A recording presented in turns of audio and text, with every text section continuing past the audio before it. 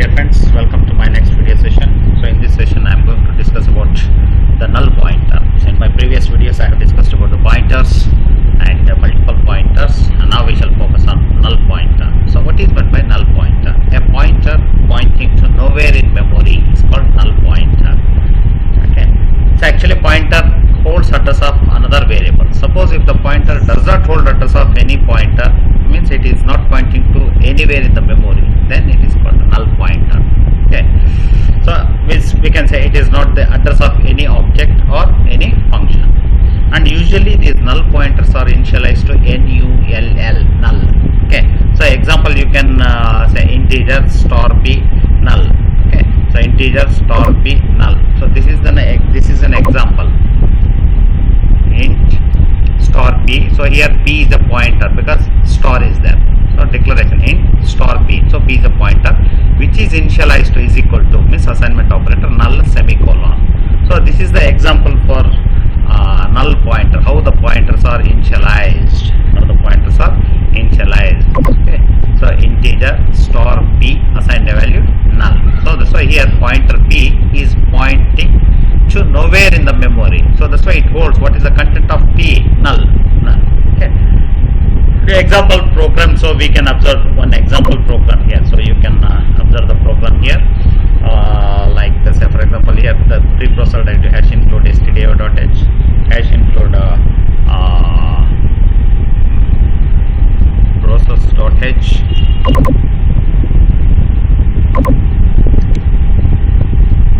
So here you can observe hash include stdio.h and hash include funny.h are the preprocessor directives, and how the null pointer is initialized. So you can observe here integer main function. So integer star ptr assigned a value null. Okay. Clear screen. The value of pointer is percentage %u. So you can observe here the value of pointer is percentage %u. So you can observe here in place of percentage %u unsigned integer. U means unsigned integer. Ptr means null. Okay. So get ch return 0. So this is how null pointer is initialized and the content of null pointer is printed. So you can observe here what will be the output here. Value of ptr is 0, because 0 means it is not pointing to anywhere in the memory. So this is what called the null pointer. So next comes the dangling pointers. So what is a dangling pointer? So dangling pointer means the pointer that does not contain any valid address, or it is a pointer pointing to no existing memory location. Okay, memory location will not be existing, and that address of that non-existing memory location is the content of pointer. So such pointers are called dangling pointers. Okay, so a pointer which does not contain a valid address, or a pointer which is pointing to a non-existing memory location is called a dangling pointer. So it is something like, so if I am staying in a rented house, okay, so all the letters that are written to my address will be directed to me, or it will be delivered to me by the postman. Suppose if I change my residence, so my address is also changed, and a person who does not have the idea that I have changed my residence, okay, he drops a letter to my old address only, but at that old address I will not be residing. So in such cases, that old address is called a dangling address. Means it is the address which is pointing to non-existing residents. So it is called dangling pointer. So here also non-existing memory location address is present in the pointer, then it is called a dangling pointer. Okay. So that's why what he should do, we have to give the information. If I change my home address or residence, I have to give information to the postman that this is my new address. I am residing at new address. So that information should be given to the postman. Then the letters will be delivered to me to the correct address. So here also the same case. So dangling pointer arises when an object is deallocated. Means it is something like deallocated means when I change the residence. Okay.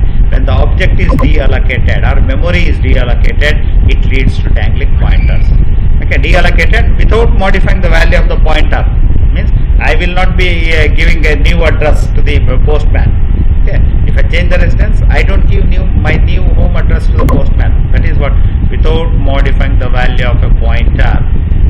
modifying the value of a pointer, then it is called a dangling pointer. Means and when an object is deallocated or memory is deallocated without modifying the value of a pointer, then that pointer still it holds the old address. Still it points to the memory location of deallocated memory.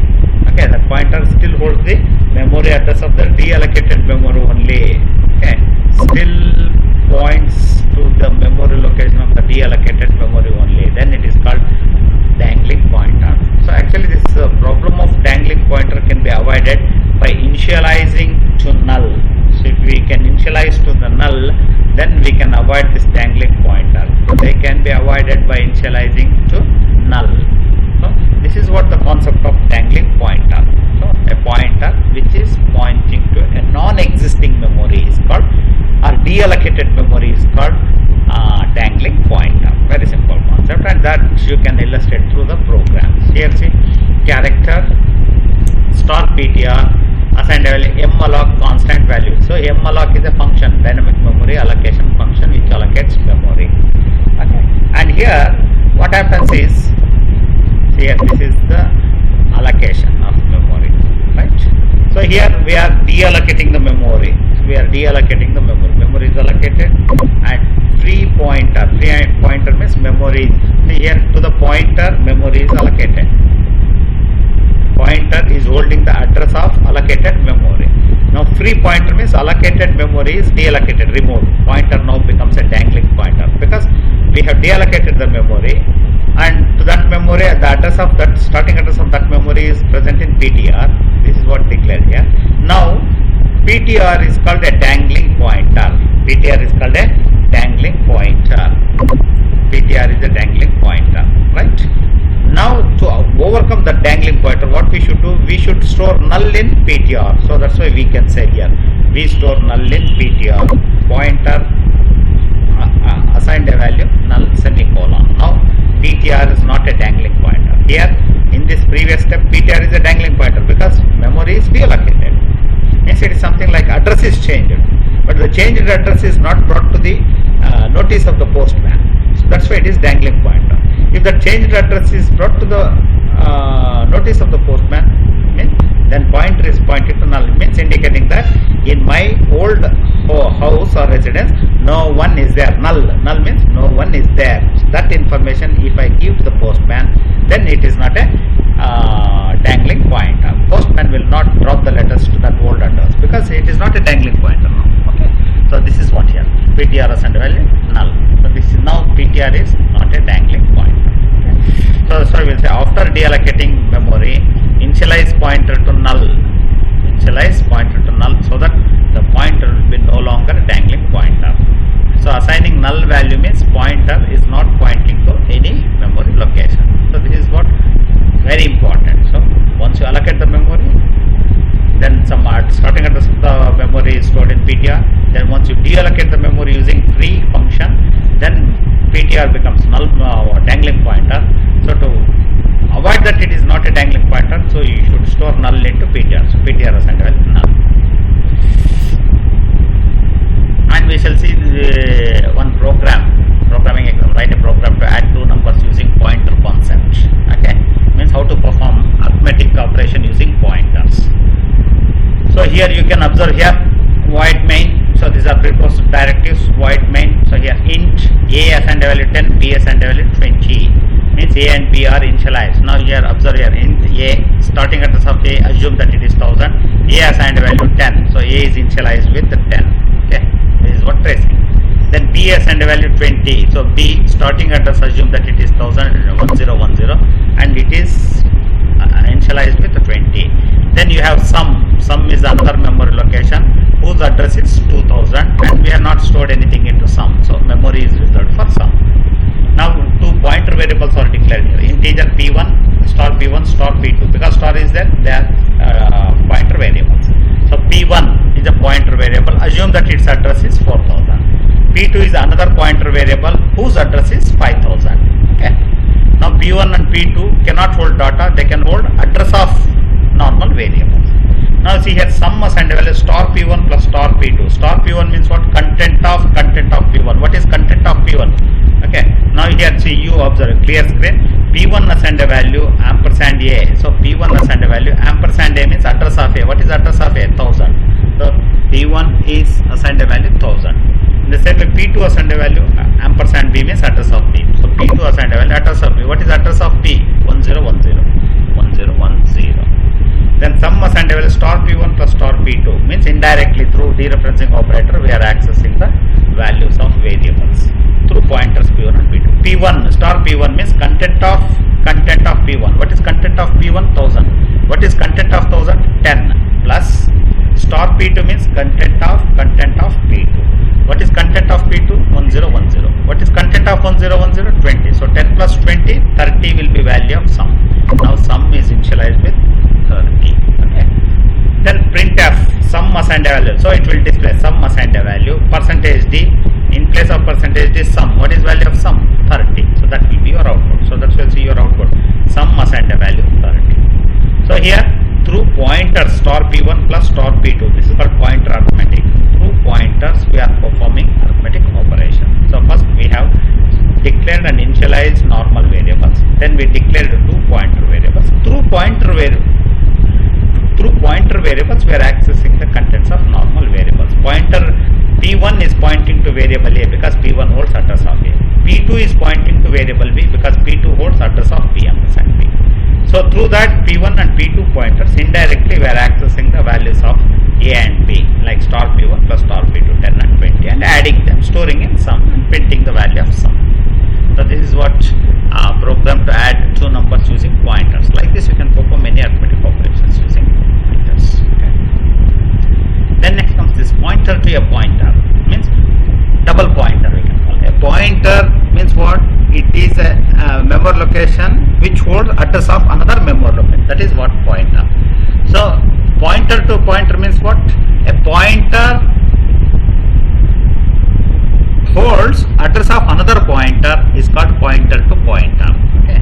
A pointer holds address of another pointer. Say consider a declaration int star star p. So here you can observe there are two stars.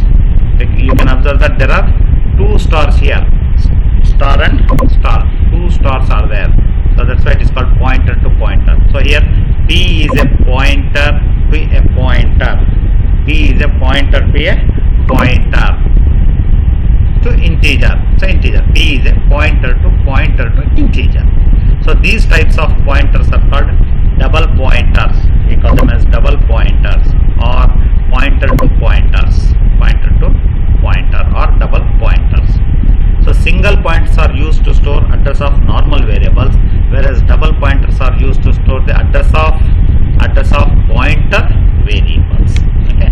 Address of a pointer variable can be stored in another pointer variable, then it is called double pointer. Very simple concept. Say for example, consider here integer a assigned a value 101, normal variable declaration int a assigned a value 101, int star p1. Now p1 is a pointer to a, so int star p1, int star pd, double pointer, semicolon. Okay, so single pointer, this is double pointer, only one star is there, asterisk is there.